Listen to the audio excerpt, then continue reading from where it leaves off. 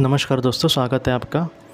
हाल ही में मुझे लगता है कुछ दिनों के पहले एक माताजी ने मुझे एक व्हाट्सएप पर एक शॉर्ट फ़िल्म की एक वीडियो क्लिप भेजी थी और मुझे नहीं पता था, लेकिन उन्होंने कहा कि आप देखो, ज़रूर देखो, तो मैंने वो देखी। सचमुच मुझे लगता है कि 2 मिनट और 20 सेकंड की कुछ थी, लेकिन उसमें जो अर्थ था दोस्तों वो इतना बड़ा था। उसकी मैं आपको कहानी बताने वाला हूँ। एक कहानी मुझे लगता है कि आपने बहुत लोगों ने देखी भी होगी, शायद सुनी भी होगी।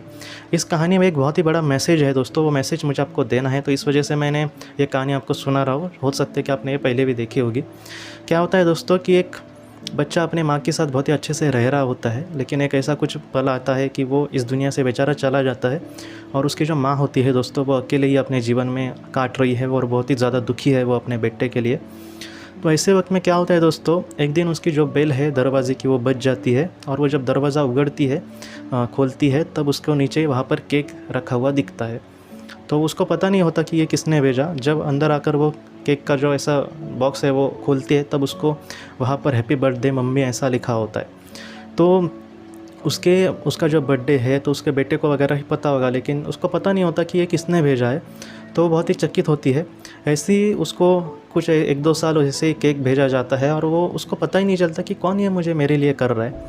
तो एक दिन वो जानबूझकर, एक बार क्या होता है कि वो देखती है कि कौन आखिर ये सारी चीज़ें कर रहा है।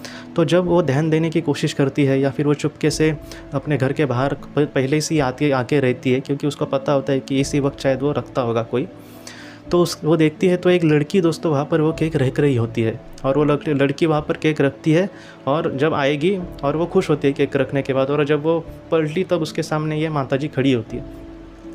तो हमें ये पता चलता है दोस्तों कि उसका जो बेटा था वो जब गुज़र गया इस दुनिया से, तब जाते समय उसके बेटे ने किसी को एक अपना जो हृदय है, जो दिल है, वो डोनेट किया था।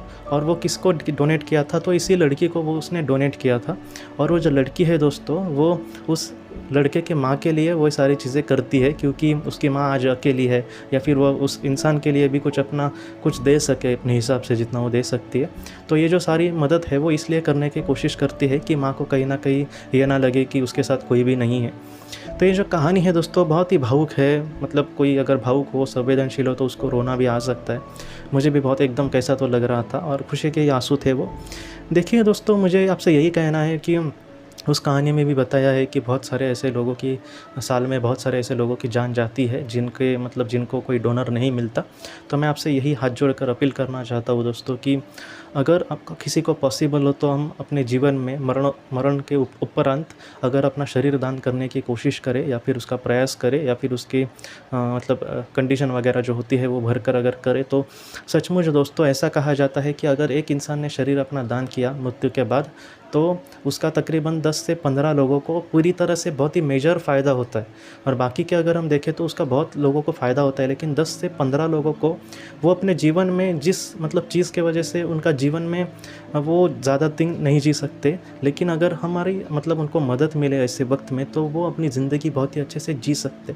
कितनी बड़ी मदद है दोस्तों, आप समझ सकते हैं कि एक इंसान को कितना पुण्य मिल सकता है, या फिर एक बड़े दिल से अगर हम कुछ करें तो उसको कितना उसका फ़ायदा हो सकता है, हम सोच भी नहीं सकते दोस्तों। उसकी हर एक सांस का मुझे लगता है पुण्य इस इंसान को मिल सकता है अगर कोई बड़े काम करता है तो मैं भी आपसे अपील करूँगा, एक निवेदन करूँगा कि अगर किसी को पॉसिबल हो तो आप ज़रूर करें, क्योंकि ये इतना बड़ा काम है दोस्तों कि जो ईश्वर ने हमें शरीर दिया है उसका किसी के लिए उपयोग हो। और ये जो सारी चीज़ें हैं दोस्तों, आप ज़रा भी ऐसा मत कहना कि सोचना कि कुछ ऐसे भी लोग सोचते हैं ना कि अगर कुछ ऐसा हमने दान वगैरह किया तो हमारी आत्मा को शांति वगैरह, ऐसा ज़रा भी नहीं है दोस्तों। हमें मिलेगा तो वो पुण्य ही मिलेगा, और ऐसा ज़रा भी नहीं है कि इसके वजह से कोई आपको पाप में धकेलेगा, ऐसा ज़रा भी नहीं है दोस्तों। तो ये कहानी मुझे लगता है कि ये जो मैसेज तो बहुत ही बड़ा देती है, वो मैसेज मुझे आपको देना था। और ये जो कहानी है वो हमें ऐसे भी लोगों को दिखाती है कि उनको कितना बड़ा फ़ायदा होता है, वो अपने जीवन में कितने अच्छे से जी सकते हैं। कुछ ऐसे भी लोग होंगे जो अच्छे से जी कर कुछ अच्छा बड़ा काम करे और हज़ारों लाखों लोगों को उसका फ़ायदा मिले। तो वो जो इंसान अगर मैंने किसी को ऐसी मदद की है और वो इंसान कुछ ऐसे लाखों हज़ारों लोगों के लिए कुछ करता है, तो उसमें मेरा भी कुछ कंट्रीब्यूशन हो सकता है कि मैंने कुछ ना करके भी कहीं ना कहीं लोगों के लिए कुछ करने की कोशिश की। तो इस तरह से हमें जीना होगा। जो भी अच्छा काम है उसको करते वक्त हमें पाप और पुण्य को नहीं देखना चाहिए दोस्तों। अगर हम निस्वार्थ तरीके से या फिर दूसरे को मदद हो ऐसा कुछ सोच कर करते हैं तो वो कभी भी बुरा नहीं होता, बस उसमें किसी को दुख वगैरह ना लगे।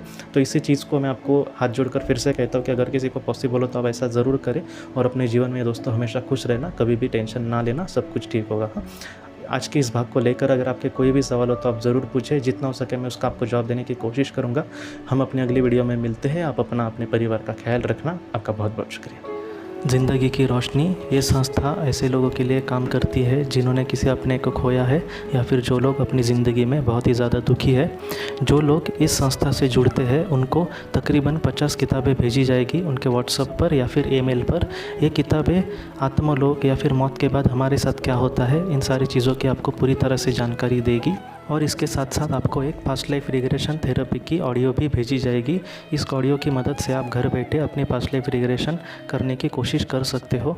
बहुत लोग पास्ट लाइफ रिग्रेशन थेरेपिस्ट के पास किसी कारण के वश नहीं जा सकते, तो ऐसे लोगों के लिए मदद के लिए ये ऑडियो तैयार की गई है।